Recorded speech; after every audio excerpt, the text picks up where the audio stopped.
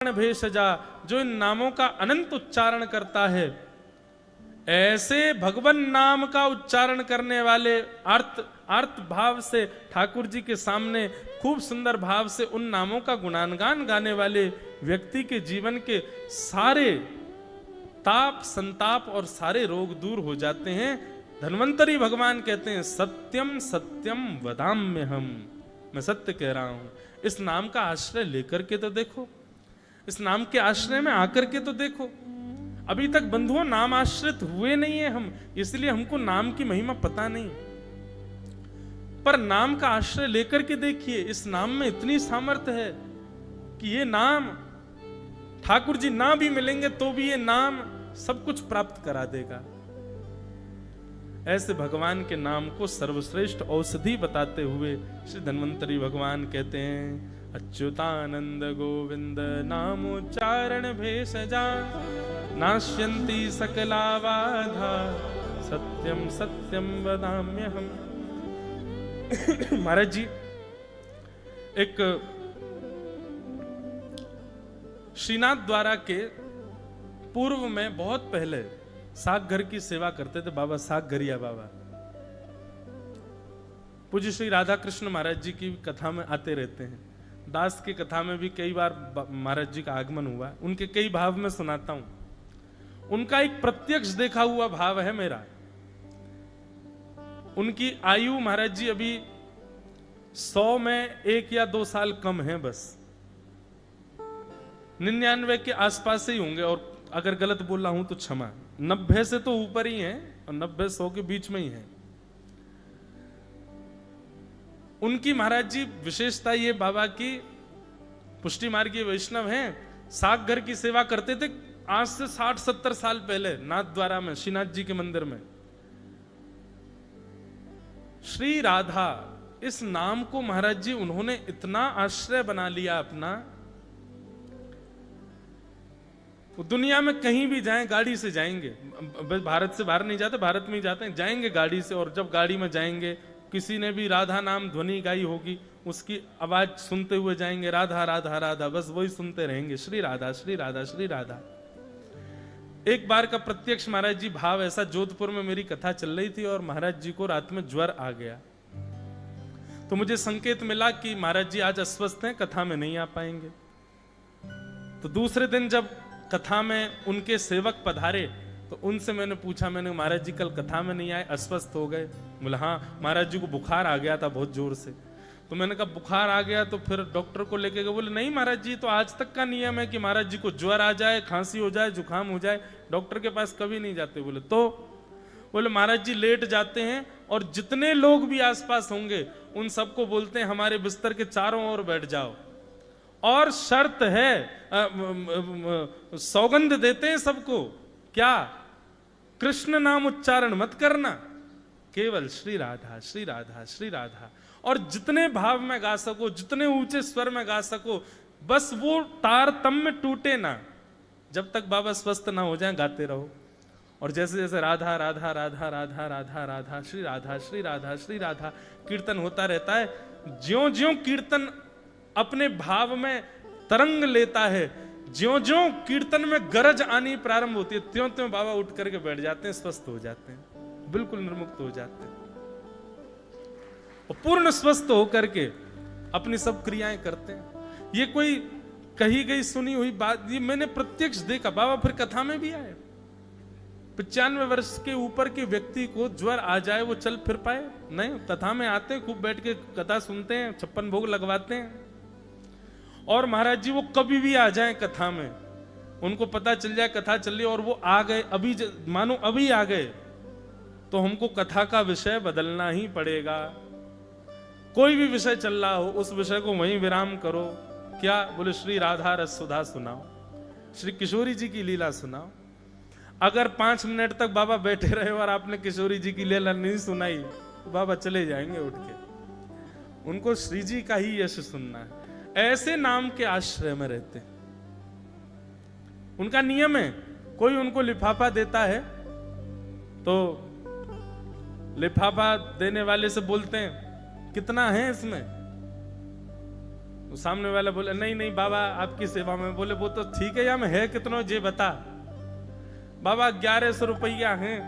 अच्छा चल बैठ जा, अब 1100 गिनती करके नाम जप कर, 1100 बार राधा राधा राधा राधा बोल, और जब तक उसके 1100 नहीं हो जाएंगे बाबा बैठे ही रहेंगे।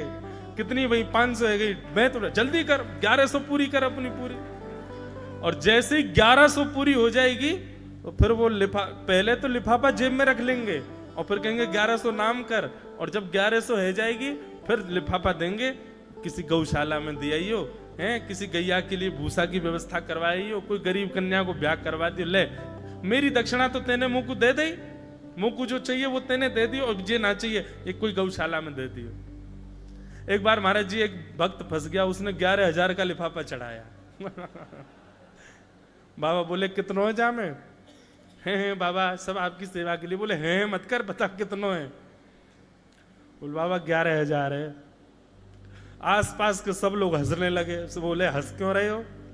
बोले बाबा बताएंगे। बोले हाँ भाई बैठ जा, और अखंड और जपना है, जब तक 11,000 पूरे नहीं होंगे उठ नहीं सकता है वो। इसलिए एक दो सेवक तो बेचारे पहले तो ही बाहर, कोई तो कहते कोई 1,00,000 1,50,000 देवे आ रहा हो तो पहले भाई संभल के जाइयो भीतर। ऐसे नहीं, बड़े सहज सरल प्रत्यक्ष दर्शन किया है दास ने, नाम आश्रित। बंधुओं, नाम उच्चारण कैसे करना चाहिए? केवल श्री राधा श्री राधा श्री राधा श्री राधा बोलने मात्र से काम नहीं बनेगा। जैसे श्री राधा कहो, तप्त कांचन गौरांगी श्री राधे वृंदावनेश्वरी आपके चित्त में तुरंत प्रकट हो जाएं। उनके सुंदर रूप का कोई भाव आपको दिखने लग जाए, किशोरी जी का हस्तकमल का दर्शन होने लग जाए, चरणार विंदों का दर्शन होने लग जाए। अब मुख से तो बोले श्री राधा राधा राधा राधा, लेकिन केवल उसकी पूर्ति कर रहे हैं कि बस ये पूर्ण हो जाए, और मन में कुछ और भाव चल रहा है, तो ऐसे नाम जप का कोई भाव नहीं। जय जय राम कृष्ण हरि, जय जय राम कृष्ण हरि जप तो रहे, पर जब जब राम कृष्ण हरि कहो, राम कहते ही धनुर्धारी दिखने लगे, कृष्ण कहते ही वेणुधारी दिखने लगे, हरि कहते ही शंख चक्र गदा पद्मधारी दिखने लग जाएं, तीनों का नाम पूर्ण होते ही कमर पर हाथ धरे श्री पंडरीनाथ दिखने लग जाएं, तब आपका नाम गाना सार्थक। ऐसे ही नाम गाना चाहिए। दिगंबरा दिगंबरा श्री पाद वल्लभ दिगंबरा, ये केवल शब्द नहीं है, ये केवल कीर्तन नहीं है, ये जब गाना है उस समय आपके चित्त में दिगंबर ठाकुर जी का वह स्वरूप दिखना चाहिए। एक हाथ में माल लिए हैं, दूसरे हाथ में कमंडल लिए हैं, ठाकुर जी बांकी अदा से खड़े, हमारे दत्तात्रेय भगवान भी बांकी अदा से खड़े हैं, थोड़े तिरछे से खड़े हैं। इधर महादेव खड़े हैं, हाथ में त्रिशूल लेकर के खड़े हैं, दूसरी ओर श्री ब्रह्मा जी खड़े हैं।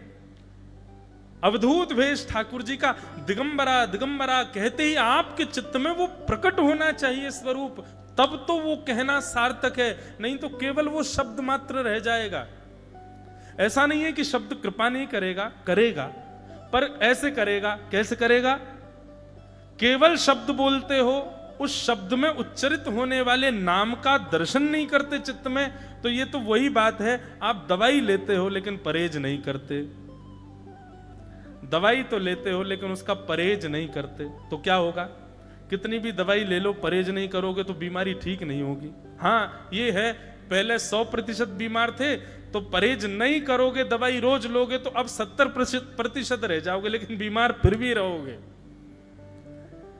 नाम उच्चारण कैसे होना चाहिए? नाम कहा जाए, चित्त में तुरंत वो छवि प्रकट हो जाए। जैसे ही माधव कहा जाए, माधव का मतलब क्या है?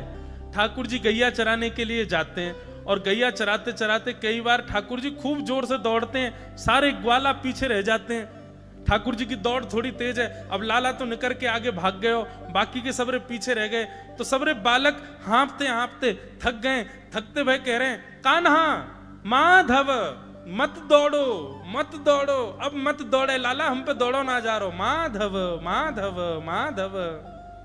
वैसे तो माधाव माधाव संस्कृत में कह रहे हैं, मत दौड़ लाला, हम थक गए, हम हार गए, हमारी हाँफी चल रही है, अब रुक जा। वही ठाकुर जी का माधव कहते ही कैसे ठाकुर जी दिख रहे हैं, बोले कमर कस रखी है और जोर से ठाकुर जी दौड़ रहे हैं आगे की ओर, गैयान के बीच में, ग्वारा सवरे पीछे दौड़ रहे हैं। माधव कहते ये छवि चित्त में आनी चाहिए। मधुसूदन, मधुसूदन ये शब्द जैसी आवे, आहा, जो कामदेव को भी अपने स्वरूप पर न्योछावर करवा लेते हैं, ऐसा ठाकुर जी का स्वरूप प्रकट हो जाए चित्त में। जैसे जैसे नाम उच्चरित हो तैसे तैसे छवि चित्त में प्रकट होने लग जाए, तब आपका नाम गाना सार्थक, और ऐसे ही नाम गाना चाहिए। आप कहेंगे महाराज जी ठाकुर जी का रूप नहीं दिख रहा, ठाकुर जी का कोई भाव नहीं दिख रहा, तो क्या करें? बंधु देखो, सबकी एक ही औषधि है, सत्संग सुनो, कथा सुनो। कई बार अब जिस आज बहुत हो रहा है, कथा कहते कहते मेरे नेत्र खुलते ही नहीं, बहुत देर तक पूरी कथा ही निकल जाएगी, आंखें नहीं खुलती, छवि ठाकुर जी की एक चित्त में बन जाती है, वही दिखती रहती है। फिर उसके अतिरिक्त किसी का दर्शन की भाव नहीं आता, मन में आता है यही दिखते रहें और इन्हीं को सुनाते रहें। ये छवि चित्त में प्रकट होना, यह भी गुरु कृपा और सत्संग की कृपा से होता है। सत्संग जब आप सुनते हैं, कथा केवल सुनते नहीं, उसका एक चित्रण बनाते हैं। चित्रण बनाना तो पड़ेगा, तभी तो छवि चित्त में आएगी। तो नाम, तो मैं क्या कह रहा था, श्री धन्वंतरी भगवान कह रहे हैं इस संसार में एक ही सबसे बड़ी औषधि है, क्या?